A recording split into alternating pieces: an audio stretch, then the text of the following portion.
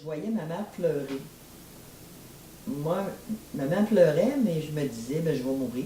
Elle ne veut pas me le dire.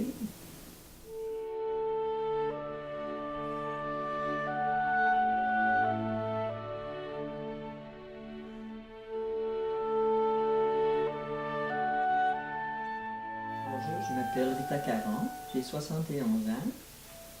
Je suis ce qu'on appelle une résiliente. L'épilepsie, c'est un problème de fonctionnement au niveau du cerveau, ce qu'on appelle un trouble chronique. Apparemment, ce n'est pas une maladie. Ce sont des décharges électriques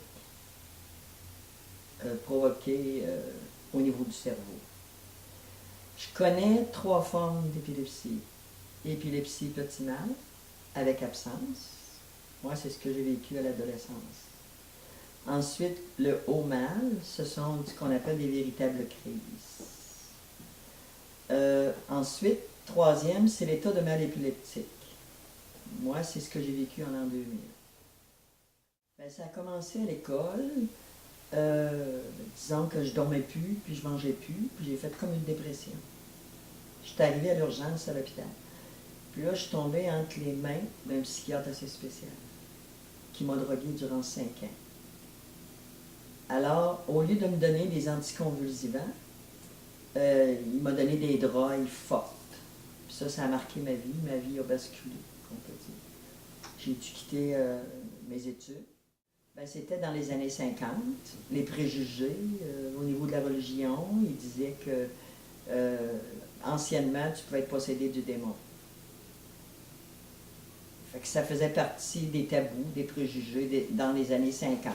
Même qu'il y en a encore des tabous. Mais c'était un sujet tabou dans la famille. Les autres n'étaient même pas capables de prononcer le mot. Mon père n'a jamais accepté ma maladie.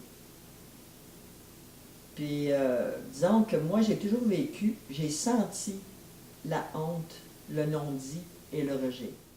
L'impact, d'abord, c'est sûr que sur ma vie amoureuse, après ça, sur le travail, puis ce qui m'a blessée surtout, c'est au niveau familial.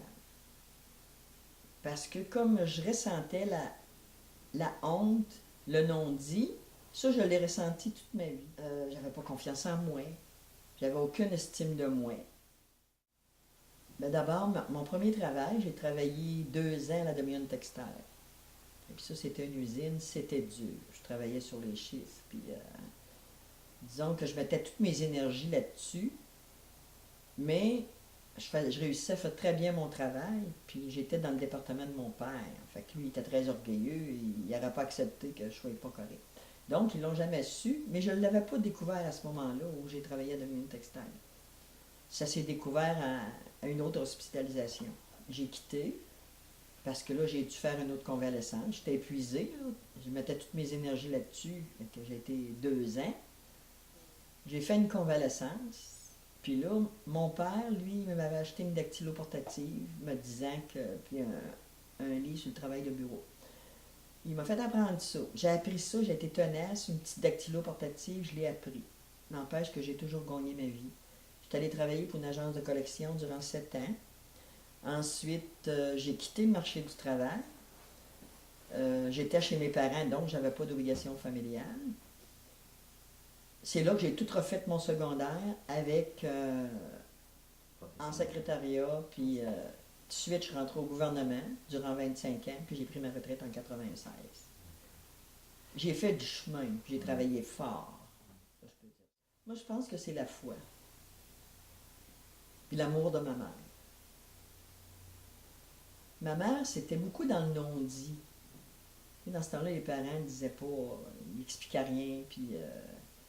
mais j'ai toujours senti l'amour de ma mère. On était très proches, sa protection. Disons que ça m'a aidé pour dire à m'en sortir, puis probablement qu'au fond de moi, j'étais une résiliente. Moi, je me disais tout le temps, faut que je me prenne en main, je voulais mon autonomie, autant financière que psychologique surtout. Bien, financière aussi, là, mais j'ai toujours travaillé mon psychologique. Comment? Moi, je me disais tout le temps, ce médecin-là m'a drogué, mais il n'y aura pas ma tête. Il ne l'a pas eu.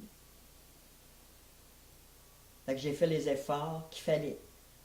Comme je vous dis, à un moment donné, je rêvais qu'il y avait 5 portes.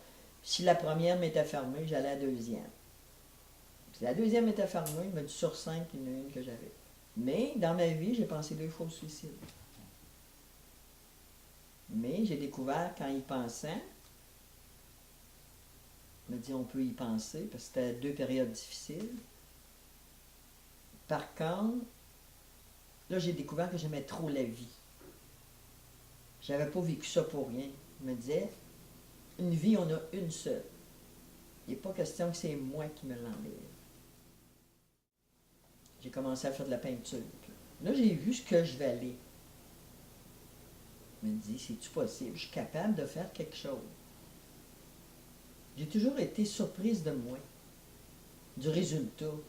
C'est pour ça que je me dis des fois, il faut aller voir à l'intérieur de nous, on est surpris de ce qu'on découvre. Mais, comme conclusion de tout ça, il faut vouloir.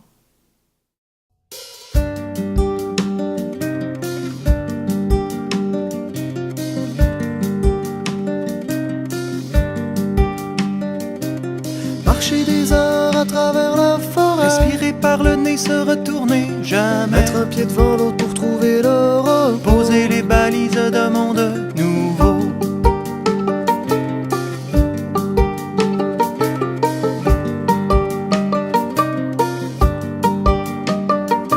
À la tombée du jour, atteindre la clairière, ermite volontaire, évadé de l'enfer, faire une prière et faire un feu de bois, boire à la rivière pour la première fois.